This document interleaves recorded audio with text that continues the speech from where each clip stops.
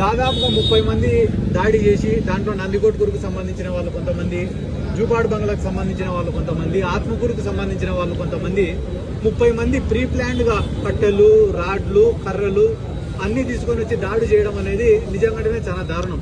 ఎందుకంటే ఒకవేళ నీ దగ్గర రికార్డెడ్గా ఏదైనా ఎవిడెన్స్ ఉంటే అది కోర్టులో పెట్టో లేదా రెవెన్యూ అధికారుల దగ్గర పెట్టి పరిష్కరించుకోవాలా తప్ప ఇటువంటి దాడులు చేసి భూములను లాక్కుంటామని అనుకుంటే గాన అది నిజంగానే వాళ్ళ యొక్క మూర్ఖత్వం కూడా అవుతుంది. ఎందుకంటే గాన మీ దగ్గర వీడియోస్ కూడా ఉన్నాయి. ఈరోజు ఒక పార్టీ దగ్గర అంటే ఎవరైతే నాగార్జున రెడ్డి వాళ్ళ బంధువులు అందరు ఉన్నారో వాళ్ళ దగ్గర ఎటువంటి ఆయుధాలు కానీ, రాడ్లు కానీ, కట్టెలు కానీ, కర్రలు కానీ ఏమీ లేవు.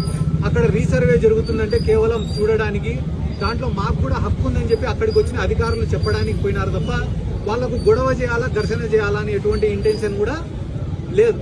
కానీ ఎవరైతే దాడికి పాల్పడినారో వాళ్ళు ప్రీ ప్లాన్డ్ గా కట్టెలు, కర్రలు ఎత్తుకొని పరిగెత్తుకుంటూ వచ్చి దాడి చేయడం అనేది మీరందరూ వీడియోలలో కూడా చూసినారు.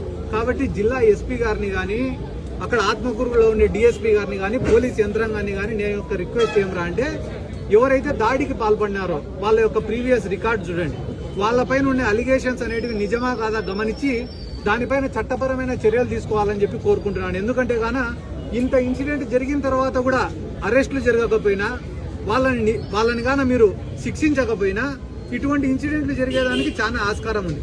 ఇంకా ఎంత జరిగినా కూడా మనం బతికే పరిస్థితి లేదురా అని చెప్పి ఇంకా ప్రతి దాడులు కూడా మొదలవుతాయని చెప్పి ఈ సందర్భంగా తెలియజేసుకుంటూ జిల్లా పోలీసులకు మాత్రం దయచేసి దీనిపైన యాక్షన్ తీసుకోవాలని కోరుకుంటున్నాను.